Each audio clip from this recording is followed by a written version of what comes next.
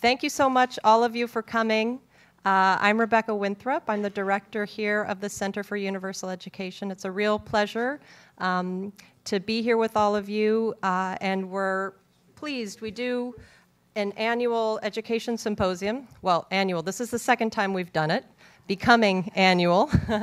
And we'll definitely do one next year, and we welcome any feedback, ideas, suggestions for next year, what you liked about this or didn't like about this year's, today's symposium. So the theme of the symposium this year is around scaling up, and in particular, the role of financing and scaling up. And the inspiration for picking this topic this year really came out of conversations within the team, thinking very seriously about inequality. The Secretary General's high-level panel on post-2015 had an incredibly important statement around equity, how this is a central issue for development in the next decades to come. Many thanks, Homi, for coining the term to leave no one behind.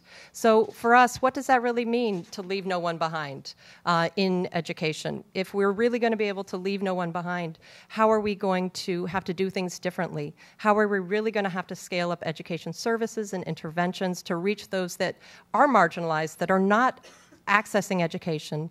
And it certainly means not only just accessing education, but making sure that people get access to a good enough education that they're actually developing their skills and competencies to the best of their abilities.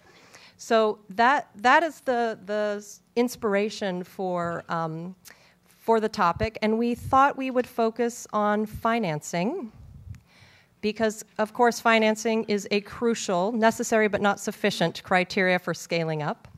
And at this moment in time, education financing is in a very worrisome state. We just ran some of the numbers, and although I had thought from this past year, tracking reports and stuff, that international aid, ODA, Overseas Development Assistance, is kind of going down. If you look at it from 2009 through 2012, although there's dips and peaks along the way, it's actually trending up. So aid is trending up over the last several years. However, education aid has been trending down. So while overall pool of assistance is going up, education aid is falling. And aid, and this is to me one of the most worrisome parts, aid to basic education in the lowest income countries is falling the fastest, which frankly seems opposite of what it should be. You really should have aid to low-income countries being sort of the bulk of where you put your resources, one would imagine at least. So that's one of the reasons why we wanted to focus on financing in particular as a part of scaling. In addition, it's a good moment in time. You know, we have to think very significantly about what resources we're putting behind education to try to meet the last 2 years, to try to meet the MDGs, and what sort of resources we need to hopefully scale up an ambitious post-2015 agenda around access and learning.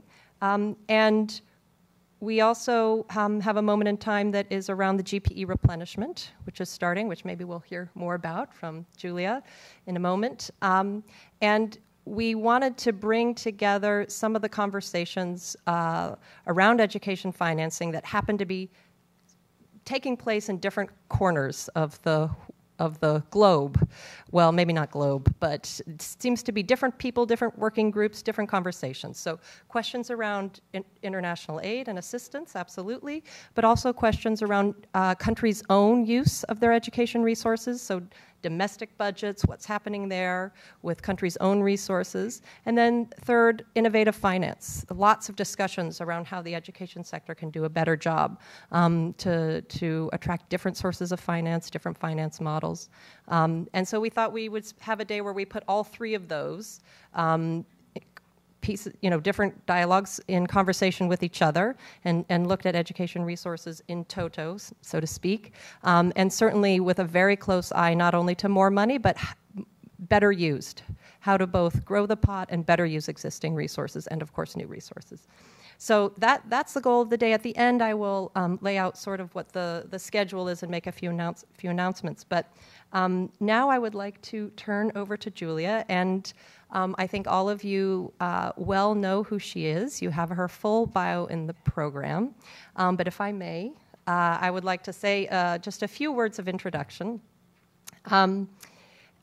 Julia Gillard, former Prime Minister of Australia, has spent a long time in political life, starting in the House of Representatives in the late 1990s, and taking on various roles, including, importantly for us, Minister of Education of Australia, as well as Minister of Employment and Workforce Relations and Social Inclusion, so a wide range of experience, Deputy Prime Minister as well. And then, importantly also for us, is the very important education reforms that enjoy very broad bipartisan support in Australia that she championed while Prime Minister, something that I think us Americans are very jealous of, particularly the bipartisan part.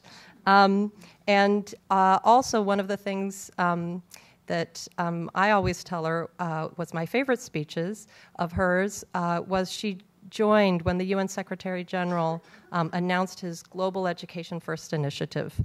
He asked 10 countries to champion it. I think he asked maybe more, some said no, but Australia said yes under Julia's leadership, and she gave an incredible speech on the floor of the General Assembly about the role of global education and what countries can do and how we have to move forward. So anyways, we're very, very pleased, very, very pleased to have you. You are with us now at the Center for Universal Education as a senior fellow, and you joined after you left your presidency, and now you are also newly appointed chair of the Global Partnership for Education. So I guess my very first question is, why did you choose global education? Why us? We're very pleased, but what inspired you? Thank you, Rebecca. Get the microphone right. Thank you, Rebecca, and it really is a very great pleasure to be here for what I think is going to be an exciting and interesting day. I flew in from Australia last night, and the great benefit of making that long, long journey is you've got a lot of time on the plane to read documents. So I did have the opportunity to read all of the papers that have backed in bringing people here today, and there's some fascinating material in them, so it's great to be here. Why education? Well, education was really what got me into politics in the first place. So it seemed natural exiting parliamentary politics to make it the thing that I focused on. All those years ago when I grew up in South Australia, in Australia, in my hometown of Adelaide, the thing that first got me to go to my first rally, to type up my first leaflet, to make my first public speech, was a series of cutbacks to university funding. And as a university student coming from my family, where that was a very special opportunity, it hadn't been routine for people in my family to go to university, having got there to then see education funding cut back, I thought was wrong. And so I took my first steps into public life. Then, fast forwarding the clock, that took me into parliamentary politics, ultimately to being Minister for Education, then to being Prime Minister. So coming out of the Prime Ministership, I thought what was the single biggest thing I could do to continue to make a difference, and it was natural to choose education because I genuinely believe there's nothing that will make a longer term difference to the fate of our world than what we are doing today to educate our children.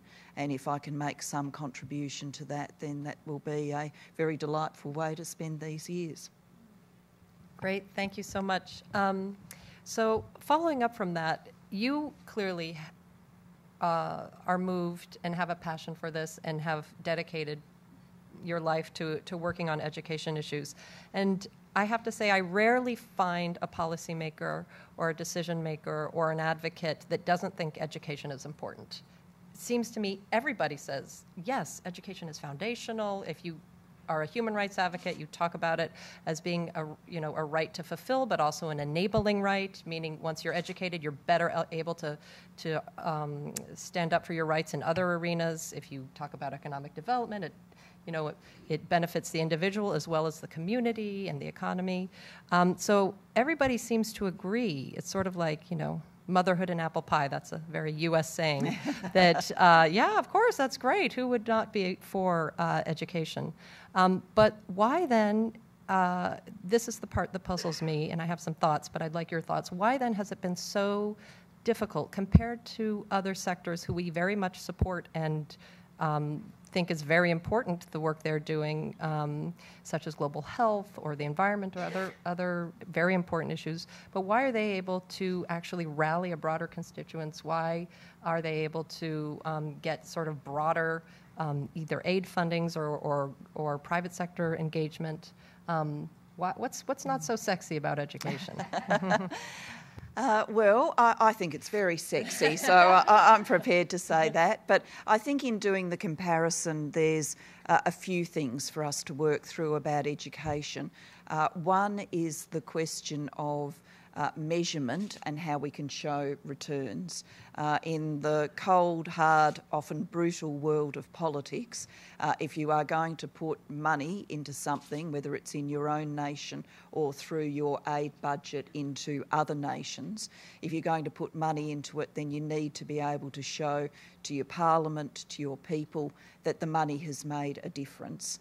And in some sectors, that is very easy to do. If you can say we're on a journey to eradicate polio and so many more million children have had their polio vaccine, then that's countable, people can conceptualise it, and I think people would say that's a good use of funds. We obviously don't want to see children get polio. But when we come to education, we don't have those snapshot measurements. Now, that doesn't mean that we can't measure things and we shouldn't measure things, but we don't have that currently available to us. And then I think there's the lead times too. It is possible to galvanise around a healthcare outcome today. For example, the work that's been done not only in vaccines but to treat some of the diseases, AIDS, malaria. It is possible to say let's have a global effort and within a 2, 3, 4, 5 year time frame be able to show that there's been real change. In education, necessarily, the time frames are longer. When we take that child who's coming into school at 4 or 5 or 6 and their education journey is going to take them over the next 12 years, but then it's actually going to be something that happens for the rest of their lives, showing change, it's over a longer time frame. And unfortunately, in the modern world, we're not particularly patient people. I think we like to see things happen very quickly. So I think the challenge falls to us who care passionately about education to try and make sure that we can fulfil those criteria of explaining change and holding people along the journey for change so that we've got a little bit more patience to hold people with us as we get to the outcomes. Do you think leadership has a role, sort of the... I often think about, where would the global health sector be if Bill Gates hadn't decided to really focus on it? Is that sort of a crucial recipe to have a Bill Gates of global education, or maybe it's not? Well, I think there's probably only one Bill Gates, but I do think it's important to have high-level champions. Now, it may not be the same model as the model of the Bill and Melinda Gates Foundation, but I do think it's important to have people who are putting the arguments to the global community. But equally, I think we've got to be doing what we can in this networked world to be drawing the lessons from people who are working locally and sharing them. In this quest to fill in the information and to give people a sense that change is possible, actually when you get to travel as I have, not only in my own country but around the world, you will find that school that is doing just an incredible job at changing life outcomes for children in the most difficult of circumstances, schools where they've set the highest of expectations and the children from the poorest of circumstances are meeting those expectations. And I think if we can network and bring those examples to the fore, then that will help persuade people that change is possible, and it should be possible on the wide scale as well as in those demonstration projects. Thanks. One more question, if you'll allow me, and then I'll open it up to all of you. We probably have time for a couple questions. So you are now newly, 2 weeks or something like that? the chair for the Global Partnership. Excuse me. You're now the chair for the Global Partnership for Education. Can you tell us a little bit about what your vision is for how you want to advance education with GPE? Well, I'm here a little bit as a fraud in that sense, because I don't actually take over being chair until the start of March. So I'm here. Forgive me. You've given me an advance on the date. But I will be attending the GPE board meeting that is happening in Washington this week, and then take over chairing from the next meeting on. And I know that there are some participants in the board who are in the audience. I've got a lot to learn about what GPE is doing, so I'm not going to pretend, having got the appointment and not even been to a board meeting yet, that I'm the world's biggest expert. But I do want to say I've got some ideas about things we need to do and need to do quite quickly. First, we are coming up for the replenishment round. There will be the replenishment conference in the middle of this year.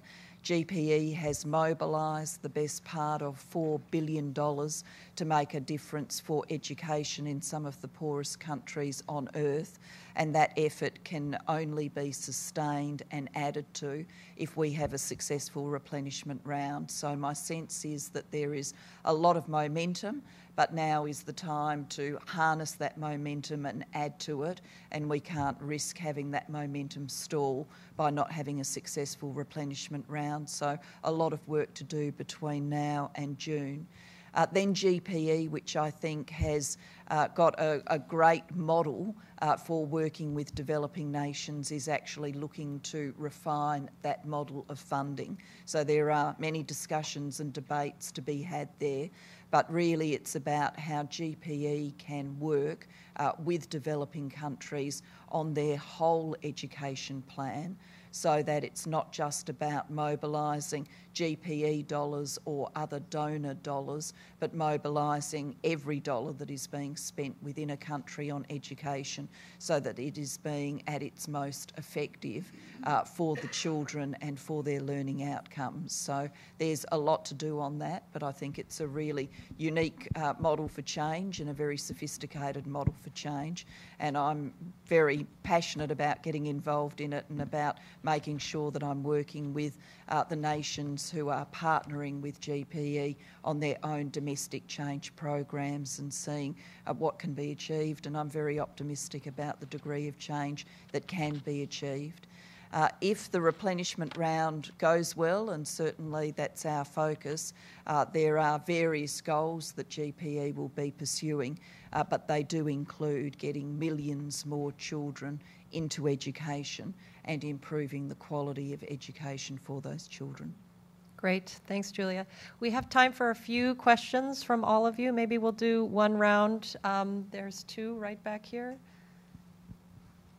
Hi, I wondered if you had any comments on... Could you speak up a bit and introduce yourself, please? I'm not sure the mic is on. Yeah. Sorry, my name is Chris McRae, Norman McRae Foundation. I was wondering if you had any comments on what Jim Kim at the World Bank has recently been saying. He's been saying that the global movement which he helped with healthcare and HIV, he now wants to apply to job-creating education and youth summits. And so it sounds as if there's a connection between the lines of thinking he has and the questions you've just been asking. Great. Well, let's take a little batch. Oh, okay, sure. And do it. Well, yeah, I think that's better. Go ahead. Hi, Michael from Global Poverty Project. from Australia. I'm just wondering, you mentioned before the need to show results, and that's what donors really look towards. You were part of a government which announced a significant pledge at the last replenishment to GPE. Indeed, I think Australia is the second largest donor in the world to it. What was it that really stood out to you when your government that you were part of made that decision? Okay. And was there a couple other hands? There's Steve right here in the, yeah. Thank you. Steve Cleese, University of Maryland. I wonder if you'd comment on what I think many see as another major issue behind the sorry state of education these days, unfortunately. And that is, we've had 30, 35 years of a conservative, some would say neoliberal, global regime, governments, that has cut government to the bone. And along with that, education has gotten cut badly, so that teacher salaries today are, in many places, worse than they were 30 years ago. And teaching conditions are worse than they were 30 years ago. So how do we, and you've got international agencies and governments blaming teachers at the same time for the sorry state of education. So how do we manage to work our way out of that? I think that's probably a good lot to begin with. Go ahead.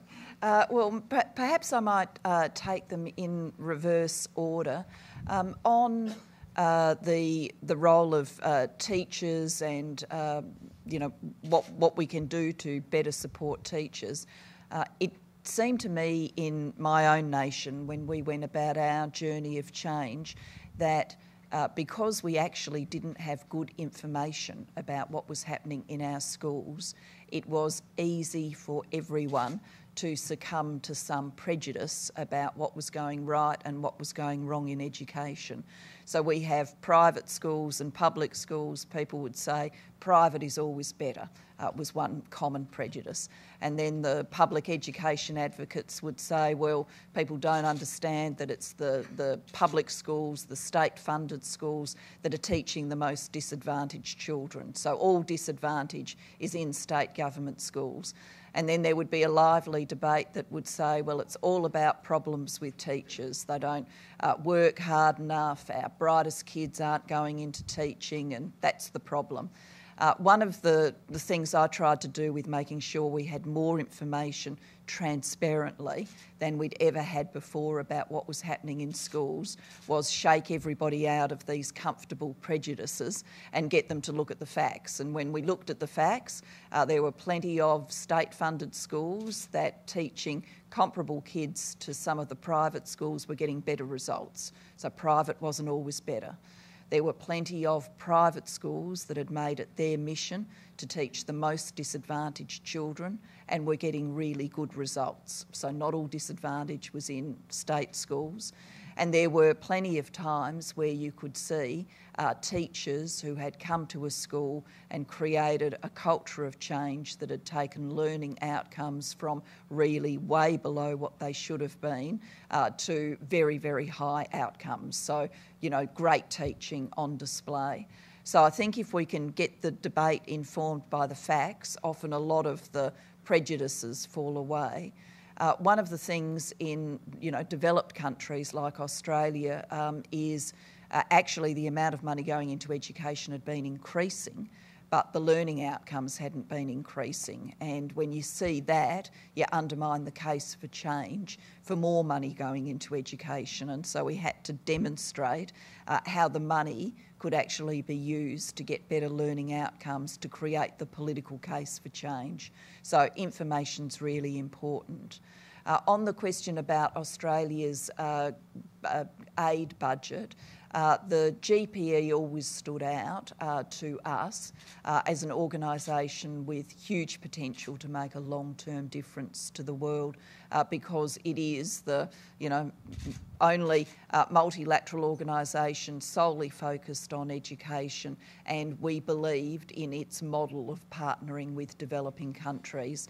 And I am pleased that the allocations we made in government have been sustained by the current government, even though they've made some changes to aid arrangements and the aid budget overall. So it's good to see that GPE seems to have persuaded both sides of politics that it's a really important investment. So I'm very pleased about that. And then your question, sir, just remind me, was... Oh, the World Bank. The World Bank, yes, right. Sorry, the World Bank. I think it's good to see that focus coming from the World Bank.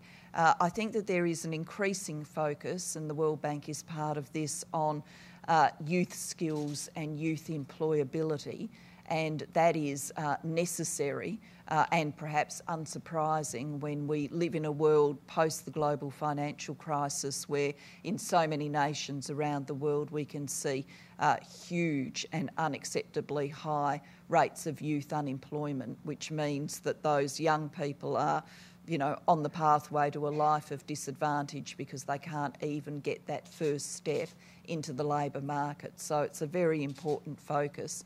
But even as we focus on that, I think we can't forget the pieces that lead up to young people potentially being in that position.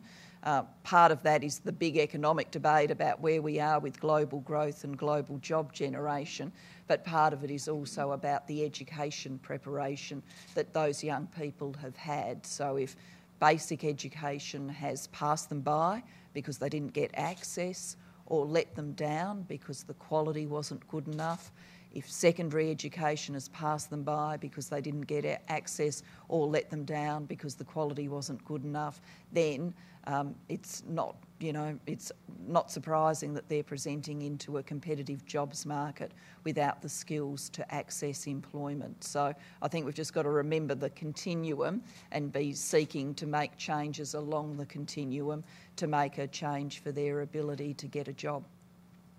Great. Thank you so much, Julia. We just have a couple more minutes before I hand over the reins to Homi Karas, our moderator for the next panel. So I just wanted to finish up by letting you guys know the plan of action for the day. We have, I think it's 4, right? 4 panels, and it'll be a short break, 15-minute break or so between each one. And then in the middle of the day, we have a lunch, please, open to anyone. Well, not absolutely anyone, but all of you who are here and people who come in for it. It'll be right outside here in the hallway, and we will direct you. And at the end of the day, after our last panel, we'll have a reception from 5:15 to 7. So please also feel free to stay for that and mingle and drink and eat.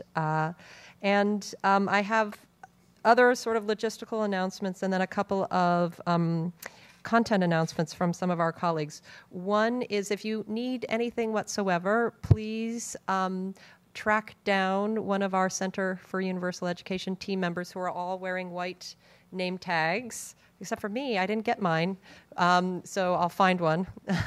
And many thanks actually to the whole team.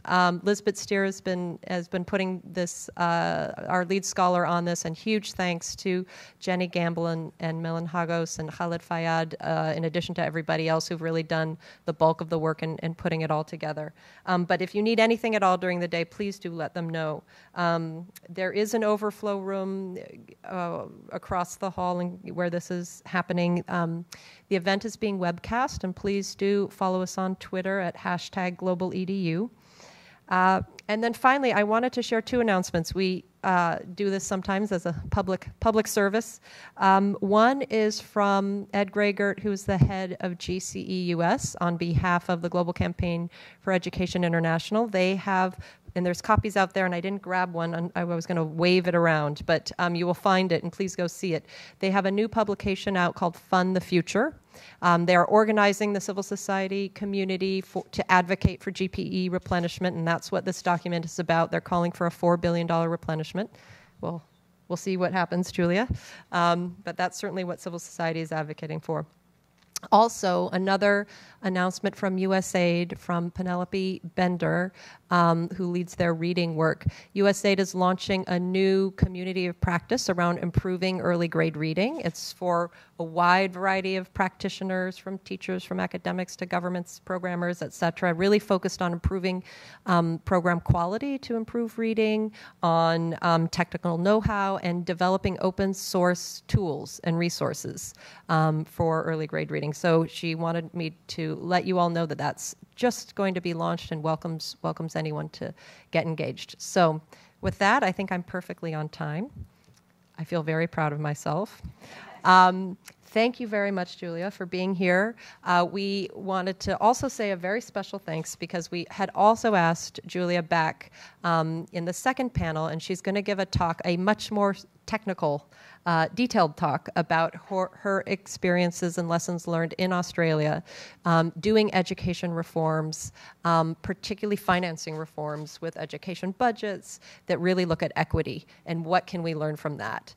So we welcome you back for that, and thank you very much for your time now. So, Homi, please come up, and the rest of the panelists.